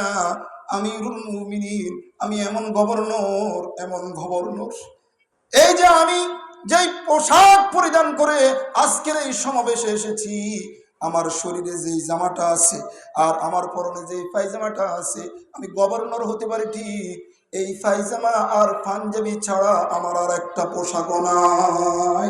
দীর্ঘ 28 দিন অফিস করার পরে, 29 দিন অফিস করার পরে আমি একদিন নিযুক্ত করি, যেহেতু আমার পোশাকটা মোটা, শুকাইতে একটু দেরি হয়, এই পোশাকটা একদিন ধুতে করি, শুকাইতে শুকাইতে একদিন লেগে যায়, এই পোশাকটা শুকানোর পরে পরের দিন আবার এই পোশাক পরিধান করে কার্যালয়ে যায়। আল্লাহু আকবার বলেন, আল্লাহু আকবার। এই জন্য একদিন দেরি হয়ে যায়, এই জন্য একদিন যাইতে পারি না। আরে একদিন অফিসে না যাওয়ার কারণে অভিযোগ চলে আসছে। আর আমরা যাদেরকে ভোট দিয়ে নিযুক্ত করি, বছরের পরে বছর খবর নাই, মাসের পরে মাস খবর নাই, যুগের পরে যুগ খবর নাই, এরপরে নিজের প্রয়োজনের জন্য হাঁটতে হাঁটতে জুতার নিচের অংশ পর্যন্ত ক্ষয় হয়ে যায়, তাদেরকে পাওয়া যায় না। ঠিক না ঠিক? আপনার অভিযোগ তো দূরের কথা, যদি বলেন কেমন কেমন চেয়ারম্যান বানাইলাম, কেমন মেম্বার বানাইলাম, কেমন এমপি বানাইলাম, এই কথা আপনি যদি ফেসবুকে স্ট্যাটাস দেন, ওই রাত্রের পরে আপনার আর ঘুম যাওয়া সম্ভব হবে না, ঘরে থাকা সম্ভব হবে না, আপনার ঠিকানা আপনার ঘর হবে না, আপনার ঠিকানা জেলখানা হয়ে যাবে। কথা ঠিক নেবে ঠিক? 15 বছর এভাবে জ্বালাইছে না? কি বলেন, এভাবে জ্বালাইছে কিনা? কোন স্ট্যাটাস দেওয়া যায় না, কোনো কথা বলা যায় না। আপনি চায়ের দোকানে, রাস্তাঘাটে কোথাও কোনো কথা বলবেন তো আপনি ছাত্র শিবির, আর না হয় ছাত্রদল, আর না হয় জঙ্গি, আর না হয় হেফাজত। কথা ঠিক না ঠিক? এইভাবে জ্বালিয়েছে, এইভাবে জ্বালিয়েছে। আল্লাহর কোরআনের সাথে একেবারে 100 মিলে যাচ্ছে। কথা ঠিক না ঠিক? একদিন অফিসে আসতে পারে না, চতুর্থ ব্যক্তিকে প্রশ্ন করলো, ও ভাই তোমার কি অভিযোগ, একটু তুমি তোমার অভিযোগটা তুলে ধরো, তুমি একটু তোমার অভিযোগটা তুলে ধরো। চতুর্থ ব্যক্তি বলল, ওগো আমিরুল মুমিনিন খলিফাতুল মুসলিমিন, যে গভর্নর নিযুক্ত করেছেন, উনি তো আমাদের নেতা, আমাদের সেবা দিবে। কিন্তু এমন এমন দুর্ঘটনা ঘটে, মাঝে মাঝে উনি অচেতন হয়ে মাটিতে পড়ে যায়, অজ্ঞান হয়ে মাটিতে পড়ে যায়। যদি আমাদের প্রধানের, আমাদের আমিরের, আমাদের গভর্নরের যদি এমন অবস্থা হয়, তো প্রজাদের খেদমত কিভাবে করবে? মাঝে মাঝে কি ঘুরে পড়ে যায়, মাঝে মাঝে অজ্ঞান হয়ে যায়, ঘুরে পড়ে যায়। তো আমাদের প্রধান, আমাদের গভর্নর, আমাদের নেতার যদি এই অবস্থা হয়, প্রজাদের কি অবস্থা হবে বলেন? প্রশ্ন করলেন আমিরুল মুমিনিন খলিফাতুল মুসলিমিন, প্রশ্ন করলো, সাঈদ, কি কারণে তুমি ঘুরে পড়ে যাও, অচেতন হয়ে পড়ে যাও? সাঈদ ইবনে আমির আল জুমাহি রাদিয়াল্লাহু তাআলা আনহু বলতেছেন, আর চুপ করে আছে। আমিরুল মুমিনিন বলতেছেন, ও সাঈদ, কেন বলছো না? সাঈদ ইবনে আমির আল জুমাহি রাদিয়াল্লাহু তাআলা আনহু বলছেন, ওয়াল্লাহি ইন্নী আক্রাহু আন আলানা হাযা আইযান। ও খলিফাতুল মুসলিমিন, ও আমিরুল মুমিনিন, আল্লাহর কসম করে বলছি, আমার এই বিষয়টাও আমি একটু গোপন রাখতে চাই, ওপেন করতে চাই না। আপনি একটু আমাকে বাধ্য করবেন না। আমিরুল মুমিনিন খলিফাতুল মুসলিমিন কেমন গরম লোক আপনাদের তো জানা আছে। অভিযোগ যখন চলে আসছে, আপনাকে এটা বলতেই হবে, আপনি বলতে বাধ্য। কথা ঠিক নেবে? ঠিক। আপনার অপরাধ নাই, ঠিক আছে, কিন্তু যেহেতু অপরাধ চলে আসলে আপনাকে ব্যক্ত করতেই হবে, আপনাকে ওপেন করতেই হবে। ওগো আমিরুল মুমিনিন খলিফাতুল মুসলিমিন, যেই কারণে আমি অজ্ঞান হয়ে পড়ে যাই, অচেতন হয়ে পড়ে যাই, ওই ঘটনাটা বর্ণনা করলে আমি আবার অজ্ঞান হয়ে যাব। বলেন কেমন ঘটনা? আমি আবার অজ্ঞান হয়ে যাব, আবার অচেতন হয়ে যাব, আমার হুঁশ থাকবে না। কি ঘটনা তুমি বর্ণনা করো? আমিরুল মুমিনিন খলিফাতুল মুসলিমিন, আমি তখনও মুসলমান হই নাই, মক্কায় ছিলাম, মদিনায় হিজরত করে আসি নাই, আমি কাফের ছিলাম। আল্লাহর নবীর একজন প্রসিদ্ধ সাহাবী হযরতে খুবাইব রাদিয়াল্লাহু তাআলা আনহু, আবু জেহেল, উতবা, শাইবা, মক্কার বড় বড় কাফেররা খুবাইব রাদিয়াল্লাহু তাআলা আনহুকে বন্দী করেছে। এক পর্যায়ে শুলিতে চড়াবেন, ফাঁসিতে ঝুলাবেন, বিশাল একটা মাটি নিয়ে গিয়েছে, একটা ফিলারের সাথে বেঁধে রাখলো। ফাঁসিতে ঝুলানো হবে, শুলিতে চড়ানো হবে, এই এলান করার পরে শত শত মানুষ সেখানে একত্রিত হয়ে গিয়েছে দেখার জন্য। আমিও গেলাম, আমিও তখন মুসলমান হই নাই। হযরতে খুবাইব রাদিয়াল্লাহু তাআলা আনহু, খুবাইব ইবনে আদি রাদিয়াল্লাহু তাআলা আনহুকে ফিলারের সাথে এভাবে হাত টেনে বাঁধার পরে বলতেছে, ও খুবাইব, আমি যখন খুবাইবকে দেখতে গেলাম, খুবাইবকে দেখতে গিয়ে দেখি খুবাইবের পুরো শরীরটা ক্ষত বিক্ষত, শরীরে কোন রকমের জামা কাপড় নাই, খুবাইবের শরীরটা ক্ষত বিক্ষত হয়ে গেছে, শরীরে কোন রকমের জামা কাপড় নাই, খুবাইবের শরীর থেকে রক্ত পড়তেছে টপ টপ কইরা, আর নাঙ্গা তলোয়ার, তলোয়ারের ভিতরে কোন রকমের উপরের যে কভার আছে সেটা নাই। কিছুক্ষণ পরে তরবারির আগা দিয়ে খুবাইব ইবনে আদিকে গুতা দেওয়া হয়, আর গুতা লাগলেই ফিনকি মেরে রক্ত জমিনে পড়ে যায়। আর বলতেছে, ও খুবাইব, একটা মাত্র শর্ত মানলে এই কঠিন শাস্তি থেকে, ফাঁসির মঞ্চ থেকে তোমাকে নাজাত দিতে পারি, মুক্তি দিতে পারি। সেটা হলো তোমার এই ফাঁসির জায়গায়, তোমার এই ফাঁসির মঞ্চে তোমার পরিবর্তে নবী মুহাম্মদকে ঝুলানো হবে। তুমি রাজি আছো কিনা? বলেন নাউজুবিল্লাহ। খুবাইব ইবনে আদি বলতেছেন, ও কাফেরের বাচ্চা, ও কুলাঙ্গার কাফের, আমরা যে রসুলের কেমন আশিক, কেমন রসুল প্রেমী, কেমন আল্লাহ প্রেমী, তোমাদের জানা নাই, তোমাদের জানা নাই। আরে কাফেরের বাচ্চারা, তোমরা বলতেছো আমাকে মুক্তি দেওয়ার জন্য আমার জায়গায়, আমার পরিবর্তে নবী মুহাম্মদকে ঝুলানো হবে। ও কাফেরের বাচ্চারা, শুনে রাখো, আমি তো এখন মক্কায় আছি, আমার নবী মদিনায় আছে, মদিনায় আছে। আমি মক্কা থাকা অবস্থায় যদি আমার কানে এই রকমের কোন সংবাদ আসে যে নবী মুহাম্মদের পায়ে একটা কাঁটা বেঁধেছে, এই দুঃখে আমি কলিজা ফেটে ইন্তেকাল করব, বরদাস্ত করতে পারবো না। আল্লাহু আকবার বলেন, আল্লাহু আকবার। কেমন আশিক রাসূল, এরা হলো সত্যিকারের আশিক রাসূল, যারা রাসূলের জন্য প্রাণ দেওয়ার জন্য রাজি আছে, রাসূলের জন্য নিজের স্ত্রী হারানোর জন্য রাজি আছে, রাসূলের জন্য নিজের সন্তান কুরবান করার জন্য রাজি আছে, রাসূলের জন্য নিজের বিবি বাচ্চা ঘর বাড়ি ছাড়তে রাজি আছে। আর আমরা হলাম রাসূলের আশিক রাসূল, জশ্নে জুলুস আসলে হালুয়া রুটি ছাড়া আমাদের উপায় নাই। কথা ঠিক না ঠিক? আর পুরো বছর সারাটা জীবন রাসূলকে গালি দেওয়া হয়, উম্মাহাতুল মুমিনিনদেরকে গালি দেওয়া হয়, রাসূলের পরিবার নিয়ে গালি দেওয়া হয়, রাসূলের বংশ নিয়ে কথা হয়, রাসূলকে লম্পট বলা হয়, রাসূলকে কুলাঙ্গার বলা হয়, বিভিন্ন রকমের রাসূলের কার্টুন তৈরি করা হয়। আমরা যারা আশিক রাসূলের স্লোগান দেই, আমাদের কোনো প্রতিবাদ, আমাদের কোনো মিছিল মিটিং এর বিরুদ্ধে সোচ্চার হওয়ার কোনো অবস্থান আমাদের থেকে দেখা যায় না। কথা ঠিক না ঠিক? অথচ আমরা আশিক রাসূল দাবি করি কোরআন হাদিসের ভাষা অনুযায়ী, যারা রাসূলের ইজ্জত রক্ষা করার জন্য মাঠে ময়দানে ঝাঁপিয়ে পড়বে না, এরা আশিক রাসূল না, এরা হলো আশিকে শয়তান। কথা ঠিক না ঠিক?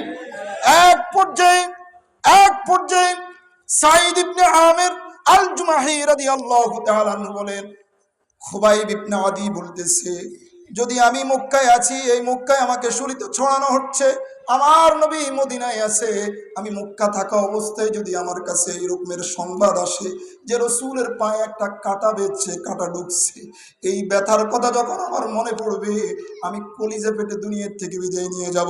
আর আমার শরীরে এক ফোঁটা রক্ত থাকা অবস্থায় আমার জায়গায় রাসূলকে শুলিতে ছড়ানো হবে, আমি খুবাইব ইবনে আদি মুহূর্তের জন্য এটা মেনে নিতে পারবো না। আল্লাহু আকবার বলেন, আল্লাহু আকবার। এক পর্যায়ে যখন ফাঁসি দেওয়ার সময় হয়ে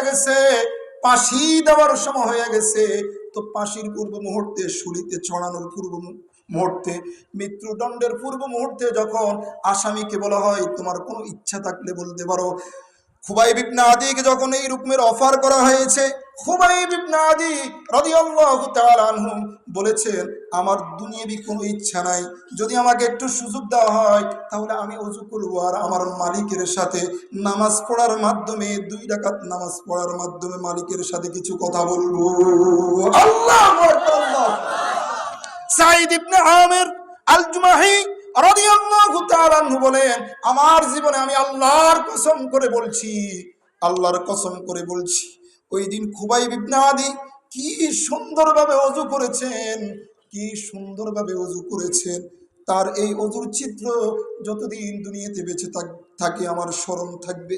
এত সুন্দর করে হাতটা ধুইলো, ধৌত করলো, এত সুন্দরভাবে মুখমণ্ডল ধৌত করলো, এত সুন্দরভাবে কুলি করলো, নাকে পানি দিল, মাথা মাসি করলো, পাটা ধৌত করলো।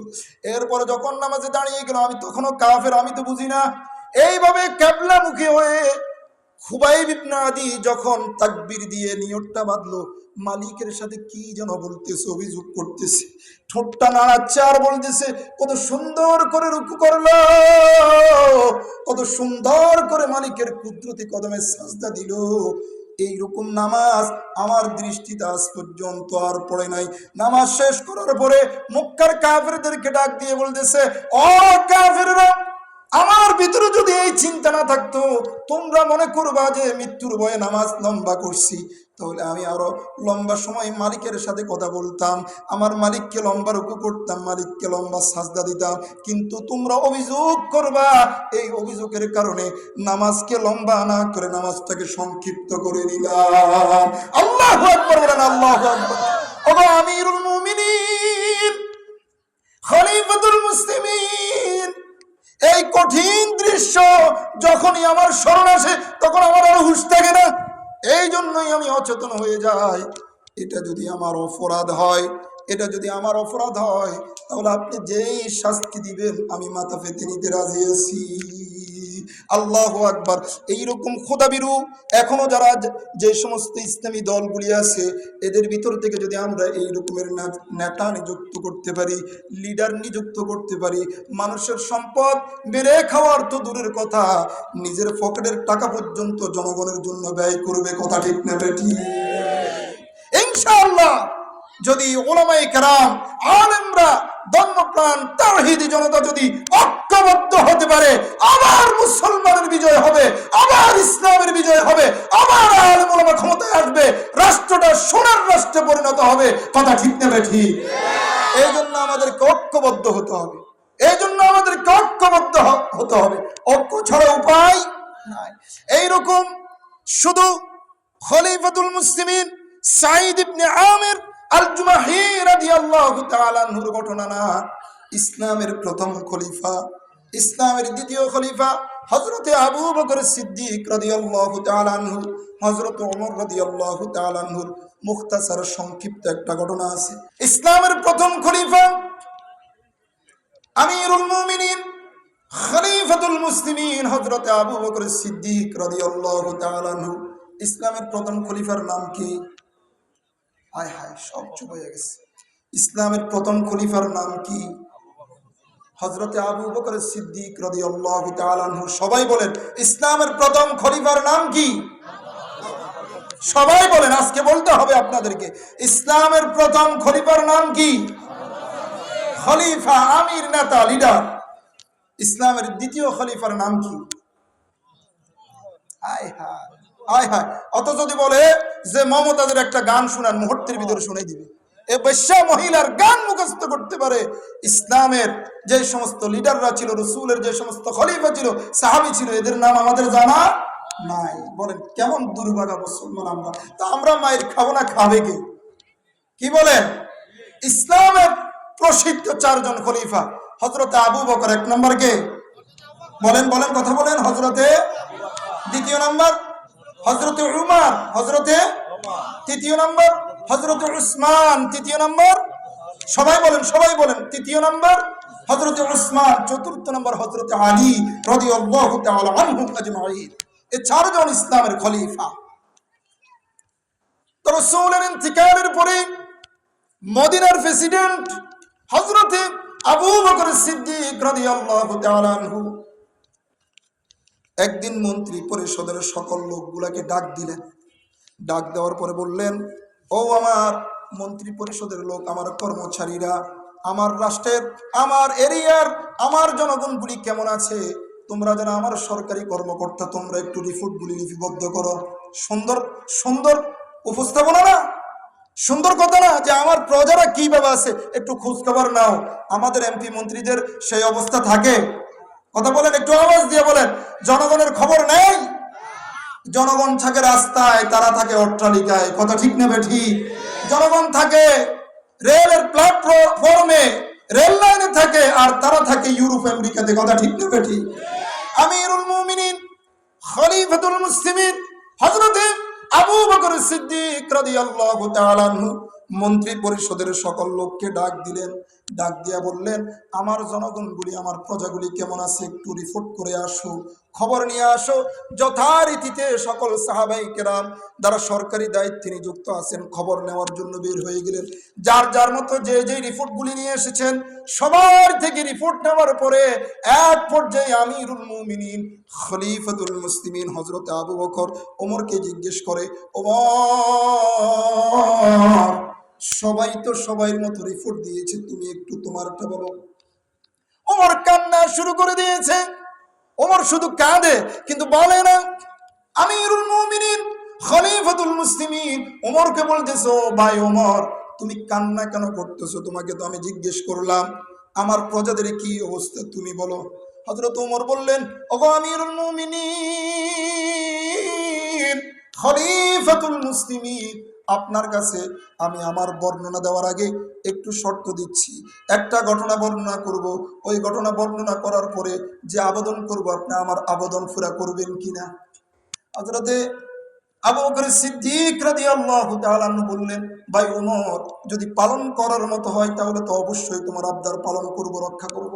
আমিরুল মুমিনিন খলিফাতুল মুসলিমিন, আপনার যেই রাষ্ট্র আছে, আপনার যেই সীমানা আছে, এই সীমানা জনগণের খবর নিতে নিতে এক পর্যায়ে আমি মরু অঞ্চলে চলে গেলাম, যেখানে কোনো ঘর বাড়ি নাই, একটা জীর্ণ শীর্ণ ঘর, একটা জীর্ণ শীর্ণ ঘর, ভাঙা ঘর।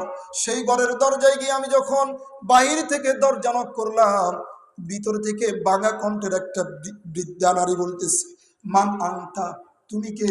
এদিক থেকে বললাম আমি ওমর, আমি ওমর। কোত্থেকে এসেছেন? কোথায় ওমর? হযরতে আবু বকরের মন্ত্রী পরিষদের লোক ওমর। কেন আসছেন? খলিফাতুল মুসলিমিন, আমিরুল মুমিনিন আপনার খবর নেওয়ার জন্য পাঠিয়েছেন। আপনার যদি কোনো অভিযোগ থাকে আমার কাছে করতে পারেন। আমিরুল মুমিনিন খলিফাতুল মুসলিমিন আপনার সেই প্রয়োজন মিটাবেন, প্রয়োজন পুরা করে দিবেন। সত্যি বলছো ওমর? হ্যাঁ হ্যাঁ সত্যি বলেছি। আপনার যদি কোনো প্রয়োজন থাকে খলিফাতুল মুসলিমিন আমিরুল মুমিনিন আপনার প্রয়োজন মিটিয়ে দিবেন। ওমর সত্যি যদি তোমার বক্তব্য হয়ে থাকে, আমি অনেক বয়োবৃদ্ধ, একেবারে বিদ্যা হয়ে গিয়েছি, কোমরটা বাঁকা হয়ে গিয়েছে, আসমানের নিচে জমিনের উপরে আমি মহিলার স্বামী নাই, সন্তান নাই, আমার আল্লাহ ছাড়া আর কেউ নাই। কিন্তু মরু অঞ্চল হওয়ার কারণে অনেক দূর থেকে পানি আনতে হয়, অনেক দূর থেকে পানি আনতে হয়। আর কোমরটা বাঁকা হয়ে যাওয়ার কারণে ঘরটা ঝাড়ু দিতে পারি না, নিজের ঘরটা নিজে ঝাড়ু দিতে পারি না। ওগো আমিরুল মুমিনিন, ওগো ওমর, সত্যি যদি খলিফাতুল মুসলিমিন আমার সহযোগিতার জন্য আপনাকে পাঠান, আমার প্রয়োজন পুরা করার জন্য আপনাকে পাঠান, তাহলে আমার ঘর ঝাড়ু দেওয়ার জন্য আর পানি আনার জন্য দুইজন সেবক নিযুক্ত করে দেওয়ার জন্য বলবেন। আল্লাহু আকবার বলেন, আল্লাহু আকবার। এই অভিযোগ করার পরে, এই আবেদন করার পরে হযরত ওমর যখন এই ঘটনা বৃত্তান্ত বর্ণনা করলেন, খলিফাতুল মুসলিমিন আমিরুল মুমিনিন আবু বকরকে বললেন, ওগো খলিফাতুল মুসলিমিন, আপনার কাছে আমি উদারতা আহ্বান করতেছি, উদারতা আহ্বান করতেছি, এই বৃদ্ধা মায়ের ঘর ঝাড়ু দেওয়া আর পানি আনার দায়িত্বটা আমি ওমরকে দিয়া দেন। আল্লাহু আকবার বলেন, আল্লাহু আকবার, লিল্লাহি তাকবীর। পরবর্তী প্রেসিডেন্ট, আরে আমাদের দেশে যদি প্রধানমন্ত্রী ছেলে হয় তো আবার তার ছেলে আরো 15-20টা। কথা বলেন, একটু আওয়াজ দিয়ে বলেন। আবার কেমনে কেমনে মুখ নাচাইয়া নাচাইয়া বেটকাইয়া বেটকাইয়া কয় আমি কি টাকার মালিক, আমার ঘরের যে সিকিউরিটি গার্ড আছে সেটাও তো 400 কোটি টাকার মালিক। কথা ঠিক নেবে ঠিক? নিজে তো শতভাগ দুর্নীতি করছে, আবার সিকিউরিটি গার্ডের কথাও বলতেছে। প্রতিদিন টিভির সামনে এসে তাহাজ্জুদের কথা বলে আর বিভিন্ন খাবারের রেসিপির কথা বলে। যখন গণঅভ্যুত্থান হয়েছে, স্বৈর শাসকের পতন হয়েছে, আমাদেরকে প্রতিদিন টিভির সামনে বলতো, যখন গোস্তের দাম বাড়ি গেছে বলতেছে তোমরা কাঁঠাল দিয়ে বার্গার বানাবে, কি বানাইবে? তারপরে বেগুনি বানাইবো কি দিয়ে? কুমড়া দিয়ে বেগুনি। কেমন হয়তো কুমড়ো নিলে কি হবে এটা না, কুমড়া দিয়ে বেগুনি বানাইবে। আর যখন ফালাই গেছে 15-20 মিনিটও সময় পায় নাই, যখন মানুষ এগুলি ছিনিয়ে মিনিয়ে নিয়ে গেছে, তখন শুধু তার ফ্রিজ থেকে খাসির রান বাইরে দিছে, গরুর রান বাইরে দিছে, তারপরে সমুদ্রের মাছগুলো বাইরে দিছে। আর মানুষকে সারা জীবন শুনেছে শুধু কুমড়ার বার্গার, কুমড়ার বেগুনি আর কাঁঠালের বার্গার। বুঝেন? খলিফাতুল মুসলিমিন আমিরুল মুমিনিনের কাছে আবেদন করার পরে হযরত ওমর রাদিয়াল্লাহু তাআলা আনহু, যেই লোকটা পরবর্তী প্রেসিডেন্ট, এরপরেই প্রেসিডেন্ট হবে, যেই লোকটা অর্ধজাহান শাসন করবেন, যেই লোকের ব্যাপারে আল্লাহর নবী বলেছেন লাউলা নাবিয়্যুম মিন বাদি লাকানা উমর ইবনুল খাত্তাব, এমন এমন ব্যক্তিত্ব, যেই ব্যক্তির কথা আল্লাহর নবী বলেছেন আমার পরে যদি কাউকে নবুয়তের মর্যাদা দেওয়া হয়, সেই মর্যাদা আল্লাহ পাক রব্বুল আলামিন হযরত ওমরকে দিবেন। আল্লাহু আকবার বলেন, আল্লাহু আকবার। এমন লোক বলতেছে, ওগো আমিরুল মুমিনিন খলিফাতুল মুসলিমিন, আপনার কাছে উদারত আহ্বান, ওই বিদ্যা মায়ের ঘর ঝাড়ু দেওয়া আর পানি আনার দায়িত্বটা আমার দিয়ে দেন। বলল ওমর, যখন এইভাবে আন্তরিকভাবে তুমি আবেদন করতেছো, তোমার আবেদন আমি পুরা করলাম, ঠিক আছে, বিদ্যা মায়ের ঘর ঝাড়ু দেওয়া আর পানি আনার দায়িত্বটা তোমার দিয়ে দিলাম।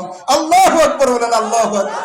যত সময় খলিফাতুল মুসলিমিন আমিরুল মুমিনিনের পক্ষ থেকে দায়িত্বটা পাওয়ার পরে ওমর রওনা দিচ্ছে ফজরের নামাজ পড়ে বিদ্যা মায়ের বাড়ির দিকে যাইতেছে, ঘর ঝাড়ু দিবে আর পানি আনবে। খুশি খুশি, আজকে একটা দায়িত্ব পেলাম, একটা জনসেবামূলক কাজ করব, খুশি না? অনেক খুশি। শেষ শেষ পর্যায়ে পরে কালেকশন করতেছে বিদ্যা মায়ের বাড়িতে। বিদ্যা মায়ের বাড়িতে গিয়ে বাহির থেকে দরজা নক করেছে, মানান্তা বিদ্যামা ভিতর থেকে বললো মানান্তা, এদিক থেকে উত্তর আসলো আনা ওমর। আপনারা কি আমার কথা বুঝেন? একটু আওয়াজ দিয়ে বলেন বুঝেন। ভিতর থেকে প্রশ্ন করলো মানান্তা, তুমি কে? বাইরে থেকে বললো আনা উমার, আনা উমার, আমি উমার। ওমর কেন এসেছো? ও যে বিদ্যামা, গতকালকে বলেছি আপনার গরজাও দেওয়া আর পানি আনার দায়িত্বের জন্য যে সেবকের কথা বলছেন, ওই দায়িত্ব খলিফাতুল মুসলিমিন আমিরুল মুমিনিন হযরত আবু বকর আমাকে দিয়েছেন। আপনার ঘর যাও দেওয়ার দায়িত্ব আর পানি আনার দায়িত্বটা পালন করার জন্য আমি উমর চলে আসছি। আল্লাহু আকবার বলেন। আল্লাহু আকবার। বিদ্যামা ভিতর থেকে বলতেছে ওমর, তোমার দেরি হয়ে গেছে, দেরি হয়ে গেছে। আল্লাহর এক বান্দা তোমার আগেই আইসা আমার ঘর ঝাড়ু দেওয়া আর পানি আনার দায়িত্বটা পালন করে গেছে। আল্লাহু আকবার বলেন। আল্লাহু আকবার। অবিদ্যামান, আপনি এই কেমন সংবাদ শোনালেন? খলিফাতুল মুসলিমিন আমিরুল মুমিনিন দায়িত্বটা তো আমার দিয়েছেন, আমার দায়িত্ব পালন করলো কে? মালিক, তোমার খলিফার পক্ষ থেকে একটা দায়িত্ব পেলাম, দায়িত্বটা আমি পালন করতে পারলাম না। কাল কিয়ামতের মাঠে তোমার দরবারে কিভাবে জবাবদিহি করব? দেখছেন কি কি আরজি, কি অভিযোগ মালিকের কাছে। আর আমরা ক্ষমতার আগে যখন নির্বাচনী প্রচারণায় আসি, চাল খাওয়াবো 10 টাকায়, পরে 100 টাকা, আর খবর থাকে না। রোড এটা এয়ারপোর্ট হয়ে যাবে, পরে দেখি নির্বাচন হওয়ার পরে এটা ব্যাংকে খাল হয়ে গেছে। কি বলেন? কালভার্ট খাই ফেলে, পাবলিকের টয়লেট ফুরেরা খাই ফেলে। হুজুর, পাবলিকের টয়লেট কিভাবে খায়? পাবলিকের জন্য টয়লেট নিযুক্ত হয়েছে, বরাদ্দ হয়েছে 10টা, হয়েছে একটা। তার মানে একটার কাজ ঠিক মতো করলো, 9টা টয়লেট নেতা খাইয়ে লেছে। টয়লেট খাইয়ে লেছে। কি খাইয়ে লেছে? কথা বলে। হ্যাঁ, খাইয়ালাই না? কি বলেন? চেয়ারম্যান মেম্বার থাকলে আমারে আপনারা খারাপ চোখে দেখবেন না, এটাই তো হয় নাকি? যে করে সে তো ভালো চেয়ারম্যান, যে করে সে তো ভালো মেম্বার, যে করে সে তো ভালো মেয়র, যে করে সে তো ভালো কমিশনার। কিন্তু যারা খায়, যদি টয়লেট বরাদ্দ হওয়ার পরে টয়লেটের টাকাটা খেয়ে ফেলে, তাহলে তো প্রকারান্তে সে টয়লেটটাই খেয়ে ফেলছে। কথা ঠিক নেবে ঠিক।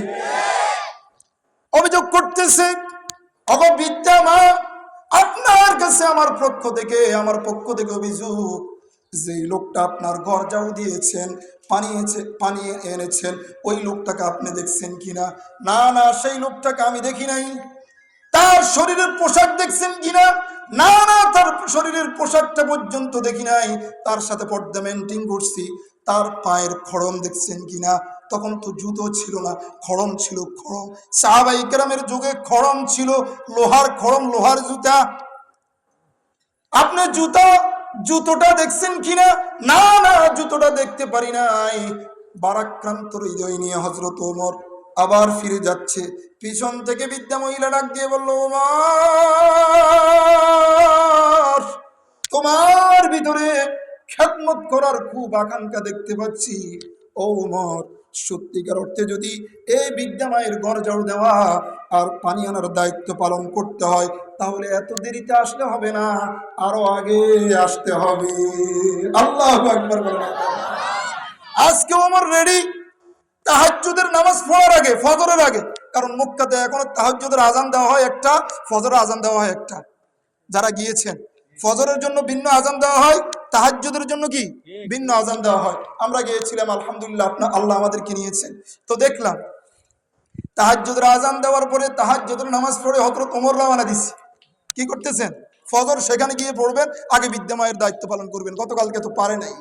সেখানে গিয়ে হাজির। পিছন থেকে এসে দরজা নক করছেন, দরজা খটখটিয়েছেন। ভিতর থেকে আওয়াজ আসলো, মানান্তা, কে তুমি? বাইরে থেকে আওয়াজ আসলো, আমার ওমর। কোন ওমর? ওই যে বিদ্যামা দায়িত্ব দিয়েছেন খলিফাতুল মুসলিমিন, গতকালকে আপনার দায়িত্বটা পালন করতে পারি নাই, আজকে তো অনেক আগে আসছি, আজকে আপনার দায়িত্বটা পালন করব। না না ওমর, আজকেও তোমার আগে আল্লাহর এক বান্দা এসে আমার ঘর ঝাড়ু দেওয়ার পানি আনার দায়িত্বটা পালন করে গেছে। আল্লাহু আকবার বলেন। আল্লাহু আকবার। হযরত ওমর কান্না শুরু করে দিয়েছে আর বলতেছে, মালিক, ও মালিক, এমন এক দায়িত্ব পেলাম, কিন্তু পালন করতে পারতেছি না, তোমার কাছে কি জবাবদিহি করব? খলিফাতুল মুসলিমিনের কাছে কি জবাবদিহি করব? আরে একটা দায়িত্ব পালন করার পরে পালন করতে পারলাম না, একটা দায়িত্ব পাওয়ার পরে পালন করতে পারলাম না, আবার ভারাক্রান্ত হৃদয় নিয়ে কার্যালয়ের দিকে যাচ্ছেন, বাড়ির দিকে যাচ্ছেন। বিদ্যা মহিলা ডাক দিলেন, ওমর, তোমার ভিতরে খেদমত করার খুব যোগ্যতা দেখতেছি, খেদমত করার খুব মন মানসিকতা দেখতেছি। ওমর, সত্যিকার অর্থে যদি আমার খেদমত করতেই হয়, পানি আনতে হয় আর ঘর ঝাড়ু দেওয়ার দায়িত্ব পালন করতে হয়, এত দেরিতে আসলে হবে না, আরো আগে আসতে হবে। বলেন তাহাজ্জুদের পরে ফজরের আগে আসলে আর কত আগে আসবে বলেন? তারপরে ওমর রেডি হয়ে গেছে, আজকে কিন্তু তাহাজ্জুদের আগে রওনা দিচ্ছে। কনকনে শীত, গভীর অন্ধকার, গভীর অন্ধকার, ওমর হাঁটতেছে। কিন্তু ওমরও তো কিন্তু কম চালাক না, বীর বাহাদুর, কম চালাক না। আজকে বিদ্যা মহিলার গরজাও দিবে না আর পানি আনবে না, আজকে পরীক্ষা করবে আমার দায়িত্বটা পালন করে কে। ঠিক আছে কিনা? দায়িত্ব দিল আমার খলিফাতুল মুসলিমিন, পালন করে কারে কে, আজকে তাকে ধরুন। মরওয়ান চলে গিয়ে বিদ্যা মায়ের একেবারে বাড়ির কাছে গিয়ে একটা ফিলারের পিছনে দাঁড়িয়ে গেলে হাতটা পর্যন্ত দেখা যায় না। দেখলো যখন রাত্রটা একেবারে গভীর হয়ে গিয়েছে, সকল লোক ঘুমিয়ে গিয়েছেন, পাখিরা পর্যন্ত কিচির মিচির বন্ধ করে দিয়েছে, একটা লোক চাদর মুড়ি দিয়ে সামনে অগ্রসর হতেছে, বিদ্যা মায়ের বাড়ির দিকে আসতেছে। একেবারেই যখন ওমর বরাবর এসেছেন, ওমর এভাবে জড়াইয়া ধরছেন জোর কইরা, আর বলতেছেন মান আনতা। ওই দিক থেকে প্রশ্ন আসতেছে মান আনতা, তুমি কে? ওমর বলতেছে আপনি কে? ওই দিক থেকে প্রশ্ন আসতেছে তুমি কে? এই দিক থেকে ওমর বলল আনা ওমর, আপনি কে?